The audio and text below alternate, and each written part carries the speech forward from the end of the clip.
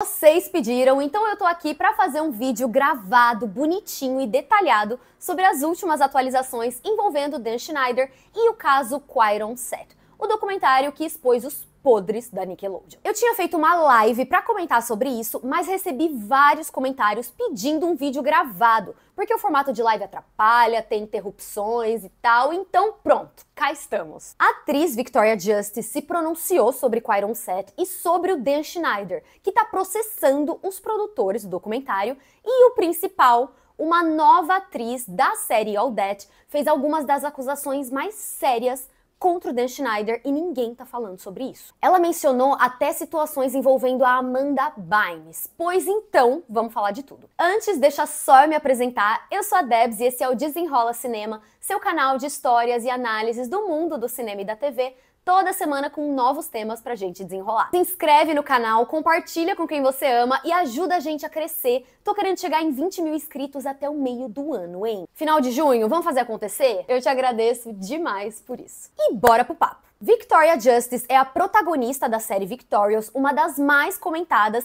em meio às acusações de que o Dan Schneider sexualizava as personagens da série. Todo mundo lembra daquelas cenas horríveis da Ariana Grande com uma garrafa de água ou mordendo o próprio pé, tentando tirar água de uma batata. A gente tem até filmagens estranhas nos bastidores, como uma em que a Ariana e a Elizabeth Gills estão brincando no chão quando o Dan Schneider aparece gravando e elas ficam claramente desconfortáveis, com a Lisa até cobrindo assim, arrumando a saia da Ariana Grande. Inclusive, bem antes do documentário Quairon Set, a atriz Daniela Monet, que interpreta a Trina em Victorious, já reclamou publicamente de muitos figurinos usados pelas personagens serem impróprios para adolescentes daquela idade, que muitas daquelas roupas ela não usaria nem agora sendo adulta. Ela também contou que uma vez questionou a Nickelodeon sobre uma cena em que a Trina come picles enquanto passa gloss nos lábios. Ela falou explicitamente que achava a cena muito sexual pra ir ao ar e que estava preocupada.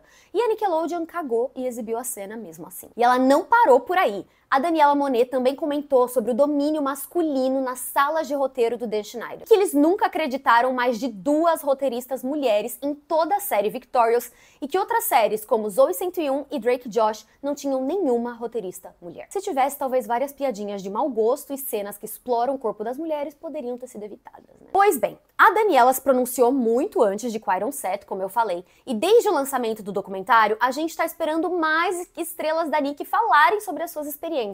E quem se pronunciou agora foi a Victoria Justice. Ela não foi nem um pouco direta, como a Daniela Monet, mas expôs sim o seu descontentamento com coisas que aconteciam no set. Ela disse em uma nova entrevista para a revista Marie Claire que sente que o Dan Schneider lhe deve um pedido de desculpas por ela ter sido tratada injustamente em vários momentos no set de filmagem. Ela disse que no documentário fica muito claro que o Dan tinha um ego muito grande, e às vezes esse ego atrapalhava o bom senso e afetava o jeito como ele tratava as pessoas, e que tiveram momentos em que ela sentiu que estava sendo tratada injustamente por ele. Ela não deu nenhum exemplo concreto, mas disse que teve momentos com o Dan que foram de muito mau gosto, mas deixou claro que não era num sentido sexual. Eu imagino que seja no sentido das grosserias, daquele comportamento dele de eu mando no set, pronto e acabou. Mas não sei, né? Ela falou que não teve contato com o Dan Schneider desde que saiu da Nickelodeon e que nesse momento não tá tolerando nenhum comportamento dele. Mas depois ela dá uma amenizada e diz que é uma relação complexa porque ela conhece o Dan desde os 12 anos e ele é quem deu uma chance pra ela na Nickelodeon que mudou a vida dela pra sempre. Provavelmente ela não estaria onde está se não fosse por ele e que por isso ela vai ser sempre grata. Aí ela diz que assistiu aquele vídeo de retratação do Dan Schneider, que eu acho tosquíssimo. Mas ela passa um pano e acha que ele reconhece que muitas das coisas que ele fez foram erradas e que se ele pudesse voltar numa máquina do tempo, teria feito muita coisa diferente. A Victoria disse isso. E assim, eu acho que ele faria diferente também, mas não porque ele se arrependa, mas sim porque a carreira dele acabou. E aquela coisa, né? Tipo, ele não se arrepende porque fez, mas porque foi descoberto, sabe? E eu acho que o Dan Schneider tinha um ego tão grande que ele se achava acima de qualquer retaliação. E olhando agora que deu ruim, acho que ele gostaria de, no mínimo, ter disfarçado melhor. Me diz o que você acha. E aí, uma nova atriz da Nickelodeon veio contar sua história em uma matéria para o portal Business Insider. E é um dos relatos mais chocantes que a gente teve até agora. Laurie Beth Denberg, atriz que participou de All That, a primeira série do Dan Schneider na Nick, acusou ele de mostrar conteúdo adulto para ela, simular uma relação íntima por telefone e muitas outras coisas em detalhes. Vamos lá. Ela tinha 17 anos e estava no último ano do ensino médio quando foi escalada para estrear em All That em 94. Era seu primeiro trabalho profissional como atriz e ela se mudou sozinha para Orlando, que era onde eles filmavam na época. Ela era mais velha do que outros colegas de elenco, se sentia mais madura e achava que o Dan Schneider era alguém com quem ela podia aprender muito, ele seria tipo um mentor para ela. No final da primeira temporada, quando ela estava prestes a completar 19 anos, a relação com o Dan começou a mudar. Ele chamou ela para conversar depois que soube que uma produtora da série tinha ido atrás dela para falar sobre ela ter ganhado peso, o que deixou o Dan muito bravo. Ele disse que entendia a situação dela, que ele é quem deveria ter tido essa conversa com ela. Tipo, o problema não era terem questionado o peso dela, né? Era que ele queria ter sido a pessoa a falar. Até porque ele já fez isso com outras atrizes que até falaram no documentário sobre isso, enfim. Ela agradeceu o apoio, eles ficaram ali conversando, mas quando ela percebeu, o tom da conversa foi mudando e se tornando mais íntimo. Se é que vocês me entendem. Até que chegou num ponto dele ligar o computador e começar a mostrar vídeos com conteúdo adulto pra ela. Olha onde isso chegou, uma conversa de trabalho. Mas isso era só o começo. Ele começou a ligar pra ela frequentemente e os assuntos se tornaram adultos com frequência. E uma vez ele chegou a iniciar uma relação íntima por telefone. Tô usando uns termos pra amenizar pro YouTube não censurar o vídeo, mas vocês entendem o que eu tô querendo dizer, né? Quando as filmagens de All That mudaram de Orlando pra Los Angeles em 96, a Lori diz que começou a passar as noites na casa do Dan Schneider e às vezes dormia lá. Eles não tinham nenhuma intimidade a mais, mas ela contou que eles faziam massagens um no outro e que direto o Dan Schneider colocava vídeos adultos no computador. Agora ouve isso. Uma vez o Dan pediu pra ela ir junto com ele no mecânico. Eles eram próximos, tipo, vamos lá comigo. E que no carro o Dan Schneider tava com uma arma.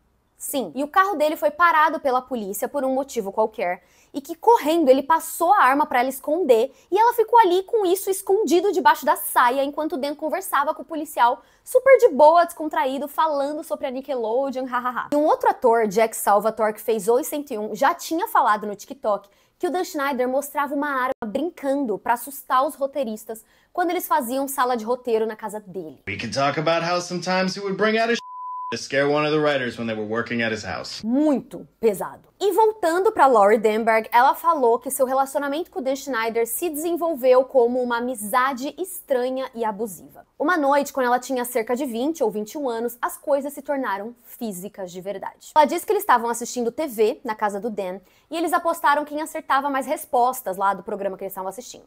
E o vencedor ganharia uma massagem. E quando ela venceu, o Dan fez uma massagem nela que evoluiu para investidas mais íntimas. Ela disse que na época não via isso como inadequado porque ela já era maior de idade, mas que depois, ao longo dos anos, começou a entender o desequilíbrio de poder que tinha nessa relação. Porque por trás disso, ela sentia que não podia dizer não pra ele, porque ele dava um jeito de ameaçar o trabalho dela, parava de escrever as sketches pra ela ou humilhava ela no set. Uma vez, durante um jantar em equipe, o Dan Schneider do nada falou pra galera: gente, vocês já perceberam como os seios da Lori são de tamanhos diferentes? E ela, pra amenizar a situação, tipo, jogou um pedacinho de pão nele, tipo, ai, Dan, para, hahaha. E ele ficou revoltado, começou a gritar, falar que ela estava pendurada por um fio e foi embora. E conforme a série All That avançava, ele começava a atacar ela cada vez mais no set. Se ela resistisse a ele, ele assumia uma posição agressiva, do tipo, vou tornar tua vida um inferno. Uma outra pessoa que trabalhou com eles e não quis ter a identidade revelada, confirmou essas ameaças que ele fazia a Lori e disse que o Dan ajustava os roteiros para humilhar ela.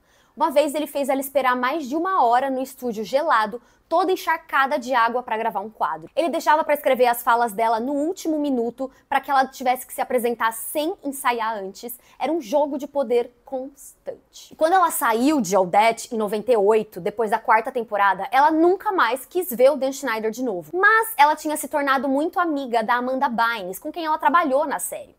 E a Amanda convidou ela para visitar os bastidores da sua nova série, o Show da Amanda, e ela aceitou. E mesmo quando elas estavam em All That, ela contou que se preocupava com a forma como o Dan tratava a Amanda. Que quando a Amanda entrou na série com 10 anos de idade, a Lori presenciou o Dan alterando as falas dela no último minuto, o que deixou a Amanda, assim, chateada. Que ela falou pra ele: Dan, não altera as falas dela assim, ela fica chateada, ela ensaiou e tal, e que ele respondeu, tipo, eu faço o que eu quero. Então, quando a Lori saiu da Nick, essa preocupação com a Amanda se tornou maior ainda. E quando ela foi visitar o set de O Show de Amanda, achou que a Amanda estava muito magra e ouviu que eles já tiveram que parar uma gravação no meio porque a Amanda Bynes estava muito cansada. E a Lori saiu de lá com a certeza de que a amiga não estava bem. E olha o que ela fez. Por conta das suas próprias experiências negativas com o Dan Schneider, a Lori decidiu falar com o chefe dele, Brian Robbins, produtor executivo e co-criador de All That, que também produziu o show da Amanda. Ela fez uma reunião no escritório dele, chorou e explicou o quanto estava preocupada com a Amanda. E disse que Robbins não perguntou nada, mas disse tipo... o Dan Schneider também não tá com uma vida fácil. Passou aquele pano, eles eram amigos, já tinham até trabalhado juntos num projeto lá nos anos 80. Pessoas que trabalharam com a Nickelodeon nos anos 90 disseram que o Robin sabia sobre o temperamento do Dan Schneider, já testemunhou em primeira mão o Dan pedindo massagem no set e nunca fez nada. Como a reunião com ele foi inútil, a Lori não desistiu e marcou um encontro na sede da Nickelodeon em Nova York com o Albie Hatch, presidente da Nickelodeon na época.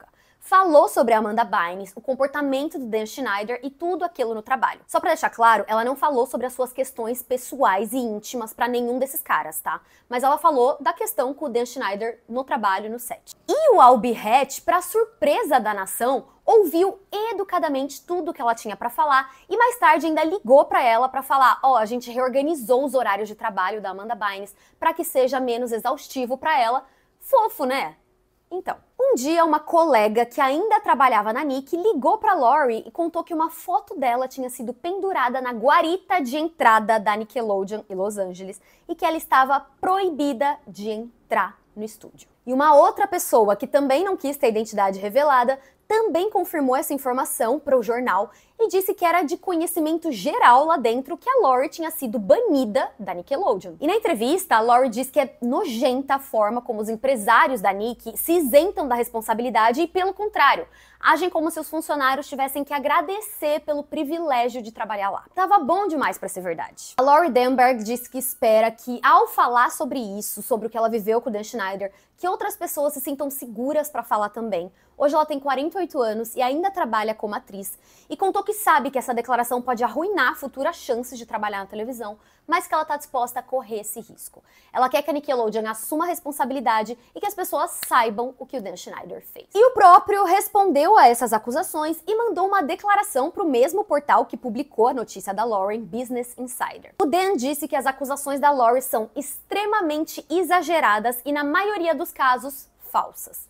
Como afirmei anteriormente, houve momentos, especialmente nos primeiros anos da minha carreira, em que cometi erros e demonstrei falta de julgamento como líder. Se fiz isso com relação a Lori Beth, peço desculpas sinceramente a ela, mas não posso me desculpar por coisas que eu não fiz. Eu já falei disso na live, mas eu tenho que falar de novo de como eu não me conformo disso ser tratado como faz um pedido de desculpas e tá tudo bem. Como se ele tivesse cometido um errinho aqui e ali. A conduta de trabalho dele foi errada, criminosa por anos, traumatizou pessoas. Atores e atrizes desistiram de atuar por causa dessas experiências. Não uma nota de jornal falando desculpa se eu te magoei. É nojento. E como se não bastasse, o homem tá processando as produtoras do documentário Quairon Set por difamação. No processo, ele diz que indiscutivelmente não tinha conhecimento dos abusos que aconteceram na Nickelodeon, que ele não foi cúmplice, condenou os abusos assim que foram descobertos e que ele próprio não era um abusador de crianças.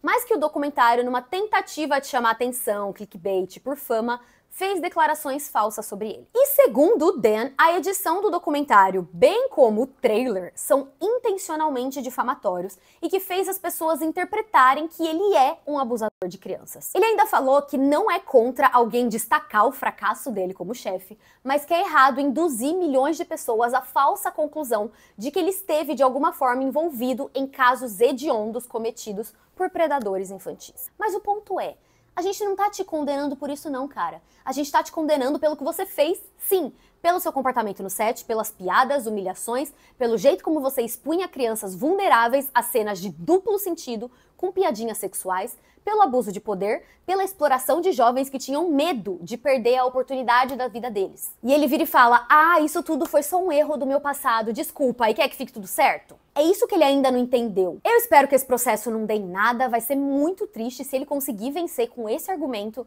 Mas a gente ainda não tem mais informações. Quando alguma coisa mudar, eu aviso vocês. Seguimos conversando. Muito obrigada por ficar nesse vídeo até o final. Me conta a sua opinião sobre essas últimas atualizações. A gente se vê no próximo Desenrola Cinema. Fiquem bem e um beijo!